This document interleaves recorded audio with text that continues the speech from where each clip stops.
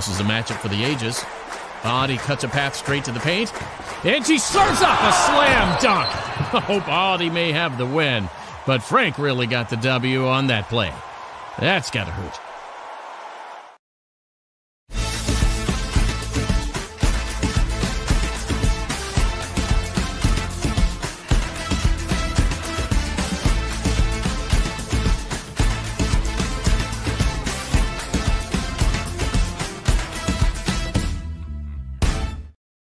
Hello everyone, welcome back to the Cyclone Fanatic post-game show. I'm your host, Leah Nelson. Connor will be joining me in the Wild Rose Casino studios in a moment to talk about that great Iowa State win versus Kansas. Iowa State won 78-64 for their first Big 12 win of the season, so we're super excited. But before we get started, let's thank our sponsors.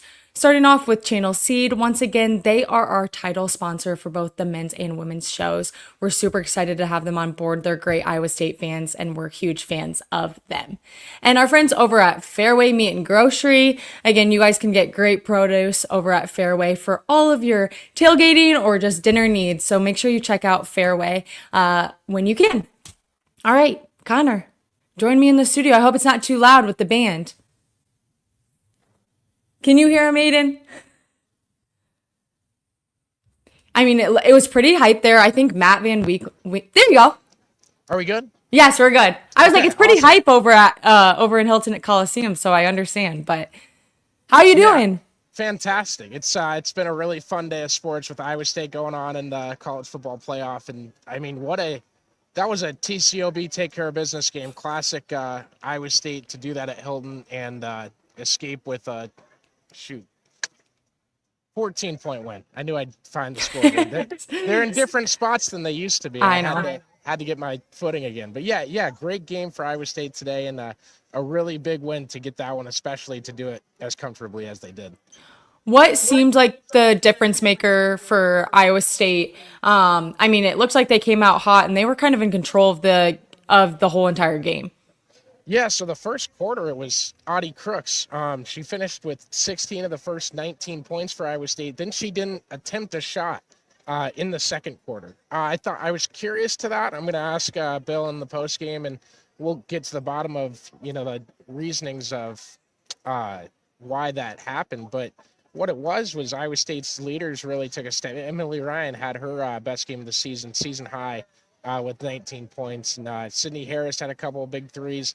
And Addie Brown looked all the part of what you want her to be. And it wasn't perfect by any means. There's still a long ways to go, but that was absolutely Iowa State's best performance of the season so far.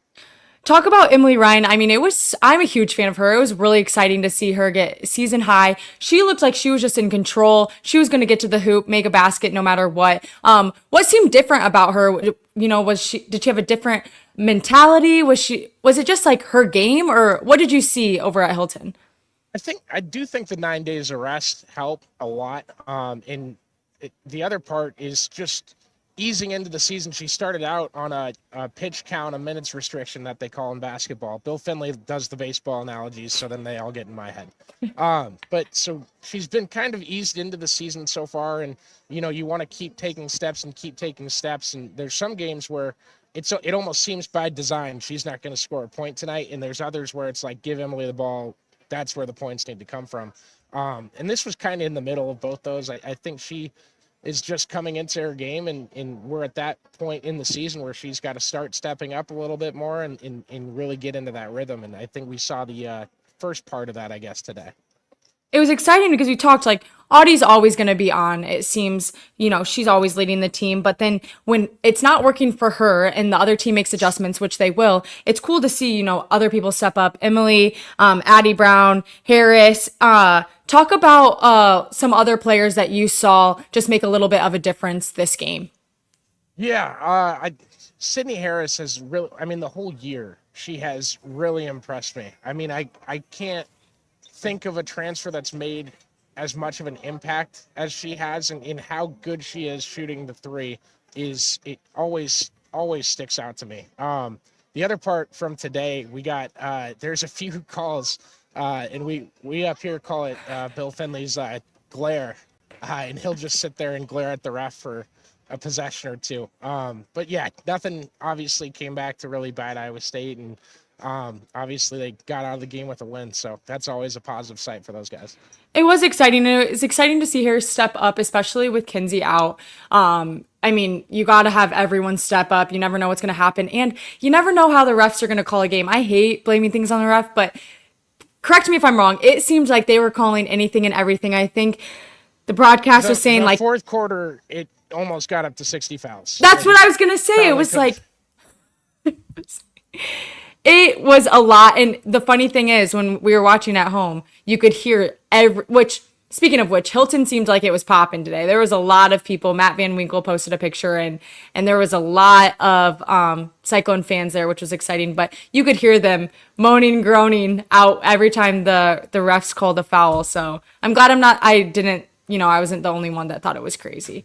It was the best crowd of the season today, and what's funny is usually I know these things. I don't know why I didn't know today, but it was a blackout. It was supposed to be a blackout. And you didn't know?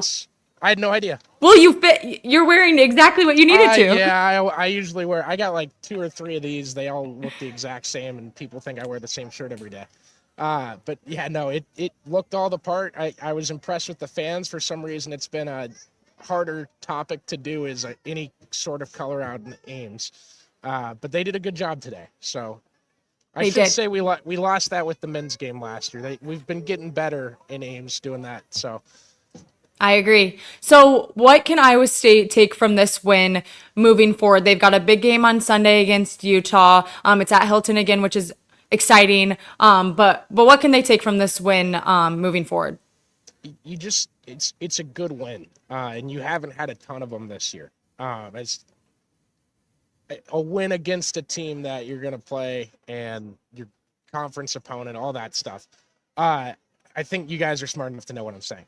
But you get another quality win there, and the momentum is just back on the right shoulder. You have the ball rolling in the right direction, right? I think that's what you take from it. You take a step, and you got a 14-point win in a game where it was obvious there's stuff to work on, and you can still get better. And I think that's the biggest part. If it was a perfect game today and you won by 10, you probably feel a little worse about it, if that makes sense to you.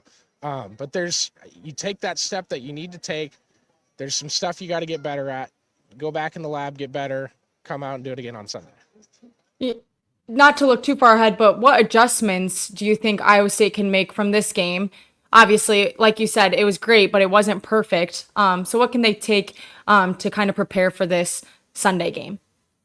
Well, I think the first and the obvious one is free throw shooting. Obviously, that one's just make your shots. So that one's harder to go off of. But no, I think Iowa State looked all the part of what they needed to look like in this one. And if they can get better on looking at back screens, and there's just some transition baskets that Kansas went down and Audie was turning the wrong direction, or Addie. I don't want to call players out specifically. That's not what I'm trying to do here. And there's just some transition defense that you've got to make adjustments to not give up that easy of a basket per se. So there's a few different things, and I'm sure they're going to look at them. But I think the biggest thing for Iowa State fans is they looked a lot more cleaned up today than they did in the first half of the season. So that's a really positive sign, because it means the break did something, rather than it was just 9 days of sulking and sadness, misery, whatever you want to call it. But yeah, positive notes from today. Even when Iowa State and Kansas, it was a closer game, they didn't give up, and they didn't kind of stop stepping on the pedal, which is really exciting. It's encouraging. I think a lot of players got involved today, which is great. It's going to be a great confidence booster going into Sunday. So I'm excited for this team. It seemed like the Iowa State team that we've all know and love. I mean, we're going to love them no matter what, but it definitely seems like more of the Iowa State team that we're used to seeing. So I'm really excited to see what happens on Sunday. I'm glad you were able to be at the game and in theme without even knowing. That's good 2025 juju. So thanks again for joining me. Seriously, you've been a great help. Chelsea was on the call, so way to step up and go Cyclones. See you guys Thanks all. for having me. Yeah, of course. See everyone back here on Sunday. It will be Chelsea and I as Iowa State takes on Utah at 5:30.